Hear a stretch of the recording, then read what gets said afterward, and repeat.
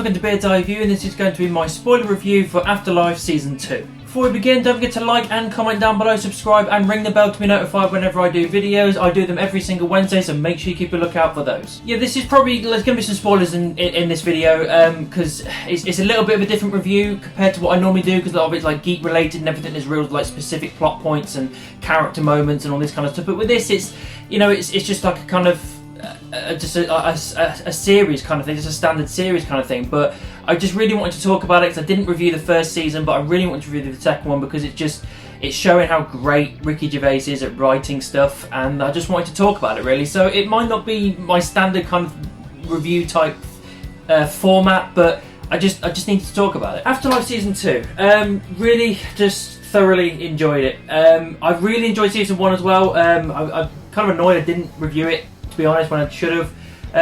But I really did enjoy that, and this one was just as good, if not better. The characters that he's put together in this series, just it works so well.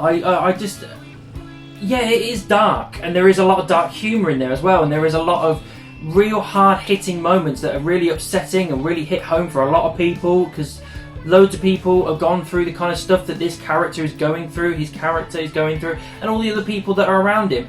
They're all going through their day-to-day stuff and trying to get on with life and get through life and enjoy it as best they can. And you know, you get certain hurdles thrown at you and certain things, and it's just about trying to enjoy your own life as well as trying to bring a little bit of joy to other people's lives. And that is essentially what it's about. It's about just, you know, togetherness and that kind of joy of trying to find a joy in the world, even in your darkest moments. And I think that's the whole message of this series. And yeah, it was such an amazing little piece of TV, because it's not a long series. It's 6 episodes, half an hour a piece, so it's, you know, it's 2.5 hours in total. You know, we binge watched it really quickly, just went one night, done. So it's not too much of a slog either. So anybody out there thinking, oh, I might get to it, just get to it, just do it.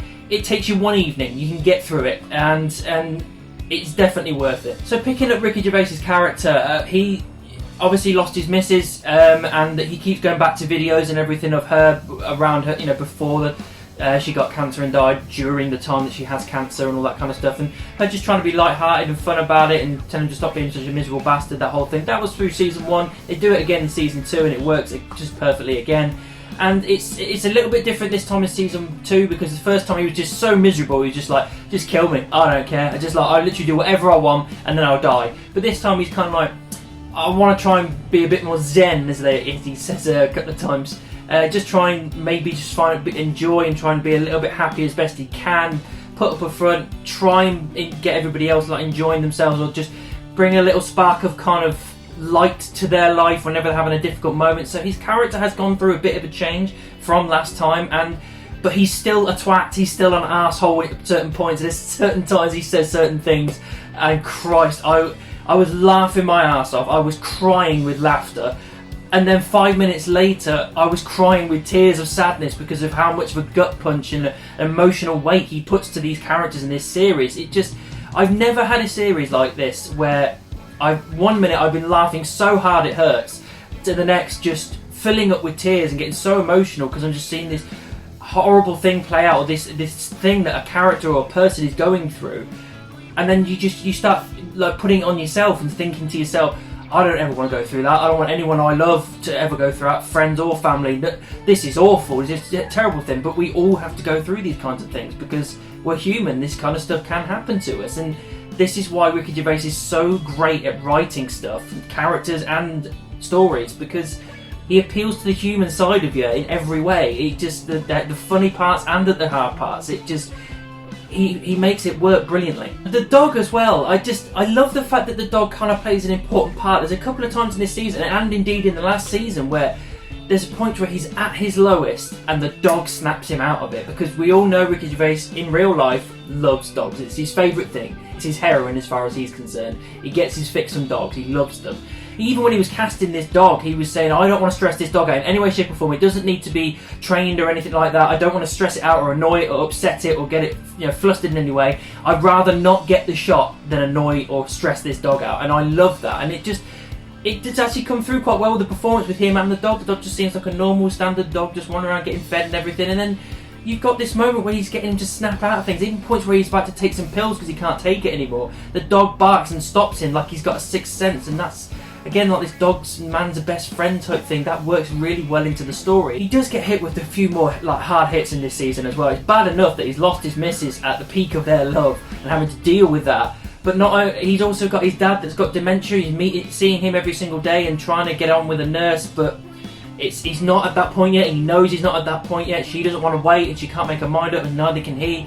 That whole build is really, really great. I love the relationship he's got with his dad, that he's got dementia, and he makes these little jokes and everything, and just kind of makes it kind of a little bit easier to kind of accept that his dad's got dementia when he makes these kind of jokes, but inside it really does make a struggle. And then for it to be, I mean, I saw this coming from a mile away. His dad dies, and you know, the funeral and all that kind of stuff, and it's another really bad hit to him, but he writes it so well that he's basically saying, look, he had a good innings, he had a really good life, it just sucks that he had dementia in the end. And he talked very well about his mum and his dad's relationship and everything, and the whole thing with his relationship. The whole thing encapsulated well, and his dad makes it into some of these old footage videos that he sees on the laptop. It all, again, really written really well, and it's like he's trying to get over his missus, and now he's got to deal with his dad as well being dead, and it's just, again, really well written. If that wasn't bad enough, also his business almost goes completely under. The newspaper, the free newspaper he works for, with everybody there struggling with their own things and their own stuff going on, and he's trying to, you know, be positive with them at the same time he's still being a dick at certain points. But again, this is the perfect marriage of that character, the funny and the bad things. And then all these people could potentially all be at a job. As people getting upset, you can see their lives starting to unravel with certain things, and it's brilliant. It's really well written, really well. I keep saying that, well written. It is. It's one of the best written series I've ever watched. It really is. And it just, that curveball being thrown that he might lose his job and everybody else's job, and he doesn't really care about it that much. He's like, I'll just go get another pointless job. And then he realises with everybody else around him is like, this is like the job they love or the first thing they really enjoyed. And he talks the guy that was going to sell it out of it. He talks him out of it and just says, look, we'll do this, this and this, and we'll keep it going. And he manages to do that.